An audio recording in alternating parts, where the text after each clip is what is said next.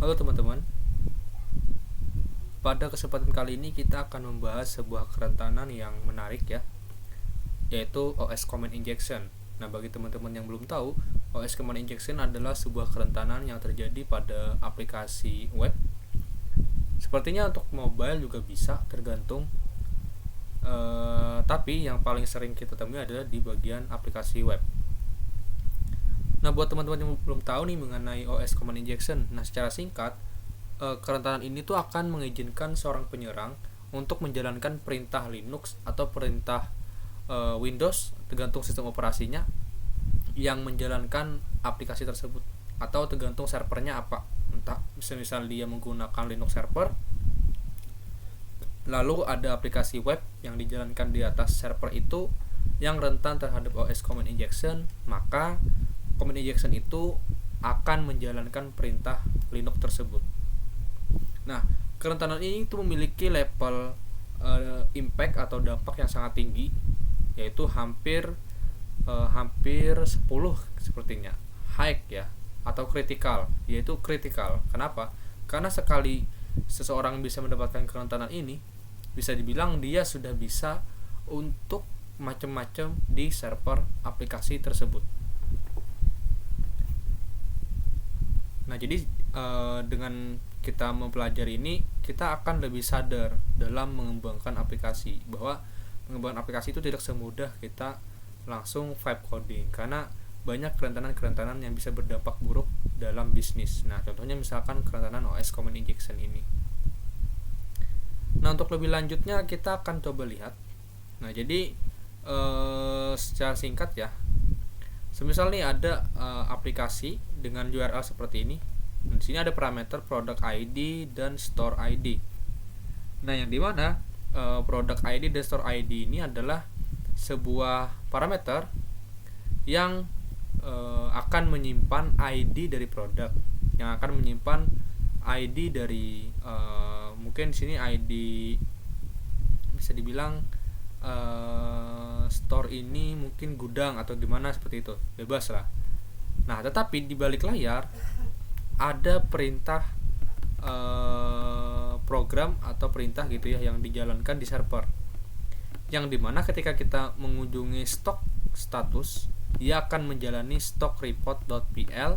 Nah, 381 adalah product ID-nya, 29 adalah store ID-nya. Nah, dengan adanya seperti ini, kita bisa menginjeknya secara langsung. Nah, bagaimana caranya? Yaitu seperti ini. Semisal nih, kita akan coba langsung aja. Nah, semisal gedein dulu. Nah, misalkan aplikasinya seperti ini kan.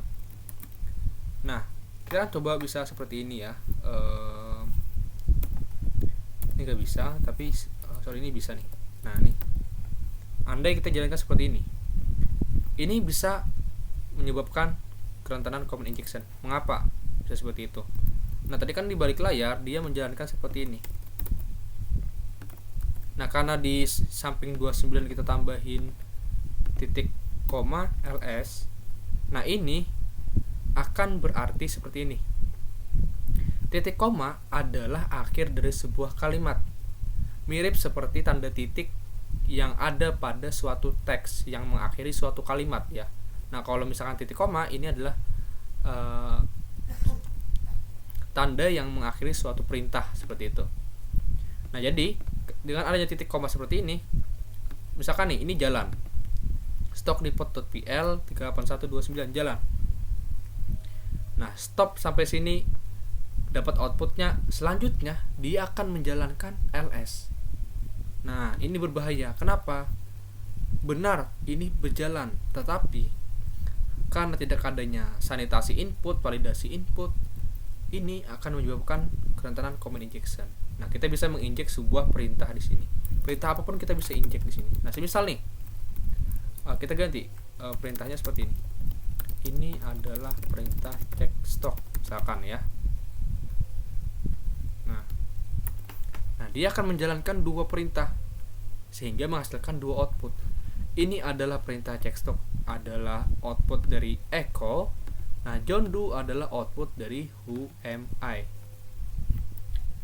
Nah, selain menggunakan titik koma, kita bisa menggunakan seperti yang ada di bagian sini kan, dia menggunakan n. Nah, tapi ini bukan sebuah perintah n ya.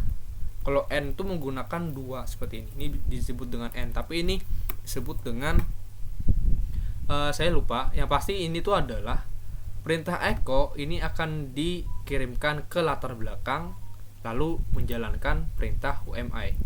Nah, seperti ini. Nah, tanda seperti ini adalah perintah echo akan dijalankan di latar belakang. Lalu dia akan menjalankan perintah UMI. Nah, tapi mungkin untuk teman-teman yang lebih mengetahui mengenai ini, teman bisa lempar aja di kolom komentar untuk bagian ini. Atau kita bisa coba validasi what is meaning in Linux. Saya lupa ya, saya juga jarang menggunakan Linux command single ampersand. Oke, bener guys. Jadi ini untuk menjalankan perintah itu di latar belakang. Jadi kayak asinkronus gitu. Yang ini jalan dan ini juga yang jalan seperti itu. Oke, sorry. Nah, selain menggunakan itu juga ada beberapa hal yang lain seperti ini. Yang n tadi, terus atau. Nah, kalau yang atau ini kan or. Nah, kalau or itu akan menjalankan salah satu dari kedua ini dengan sebuah kondisi.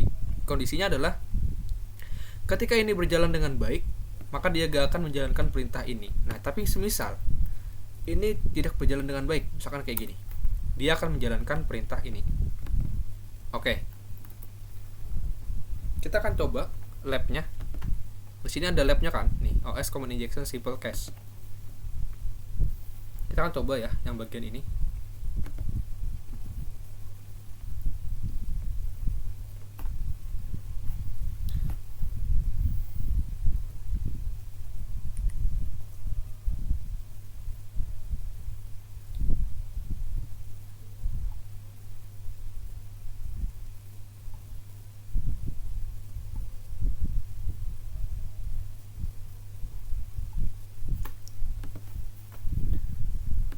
Nah, kita akan coba copy.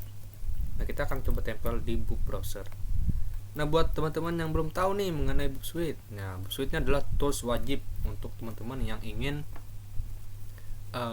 belajar mengenai web exploitation atau web security ya. Ini adalah tools untuk kita mengetes aplikasi web kita seperti itu. Nah, dia itu menyediakan sebuah browser bawaan yang sudah terhubung dengan aplikasinya. Nah, seperti itu. Oke, kita akan coba cari. Oh ya, sorry, saya belum lihat ininya. Apa ya? Deskripsinya. Oke. Deskripsi di sini, this lab contains an OS Command Injection vulnerability in the product stock checker. Oke, jadi terdapat sebuah kerentanan OS Command Injection pada fitur cek produk atau cek stok produk seperti itu. Nah, ini adalah penjelasan mengenai cara kerjanya. Nah, aplikasi itu menjalankan sebuah shell command. Shell command itu ya yang kita jalankan tadi, yang ini. Nah, ini adalah shell command kayak UMI, ls dan sebagainya.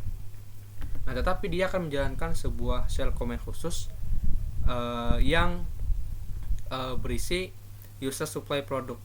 Kemungkinan user supply produknya adalah pengguna yang menyuplai produk dan ID store, mungkin ID gudang gitu ya.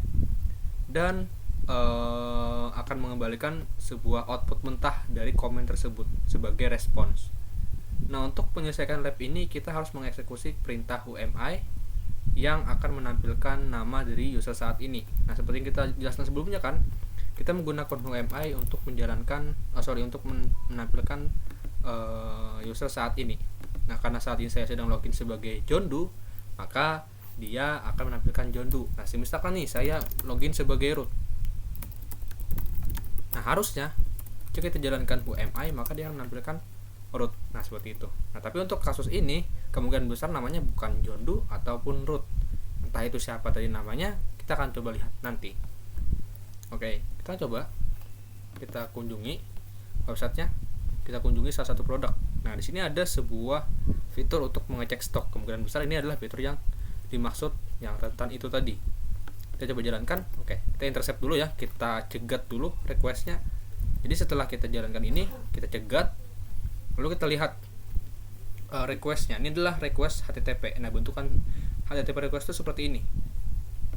Nah, jadi teman-teman gak usah bingung dulu mengenai hal-hal ini ya. Kita fokus ke bagian body requestnya. Nah, kita send ke repeater. Set. Nah, di sini dia menggunakan HTTP method post yang berarti dia akan mengirimkan sebuah body request di bagian sini. Nah, karena kita nggak tahu yang mana parameter yang rentan, kita coba jalanin aja dua-duanya. Misalkan di sini UMI. Nah, gini aja. UMI seperti itu. Nah, saya nggak tahu ya, saya cuma nebar jala di sini. Syukur-syukuran aja dapat gitu ya. Nah, di sini kita berhasil ya mendapatkan Peter sebagai user. Sepertinya usernya Peter. Oke, kita akan coba validasi bener nggak ada user Peter kayak gitu. Kita jalanin perintah seperti ini. Kita akan coba cat. Dan sini sama, tebar juga jaringnya di sini.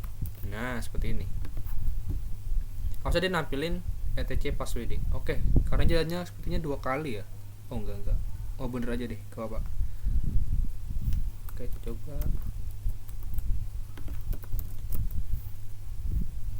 Oh ya, jangan 2 kali. Berarti ini perintahnya sama-sama rentan nih. Kita hapus saja salah satunya supaya enggak ada masalah. On-bound variable. Oke, berarti yang ini aja kita hapus supaya nggak jalan 2 kali. Nah, oke. Nah, di sini ada user Peter. Nah, berarti benar ada user Peter seperti itu. Nah, kita akan coba cara lain ya. Misalkan kita tadi kan menggunakan titik koma. Nah, seperti yang kita praktikkan sebelumnya, kita bisa menggunakan perintah dan. Nah, tetapi jangan seperti ini. Kita perlu berikan dia URL encode. Nah, select seperti ini. Select yang 2 ini. Lalu Ctrl U, lalu send. Nah, sini dapat juga Peter bla bla bla bla gitu ya. Nah, kita juga bisa jalanin satu aja tanda dannya. Tanda dannya satu aja bisa juga. Nah, dapat juga. Terus misalkan ini juga dapat. Nah, seperti itu. Nah, mungkin untuk kali ini seperti itu aja. Karena kan tadi targetnya adalah mengeksekusi UMI dan harusnya ini sudah solving ya. Kita akan coba lihat apakah sudah solving. Nah, kan congratulations you solved the lab. Nah, mungkin untuk kali ini itu saja. Semoga bermanfaat bagi teman-temannya.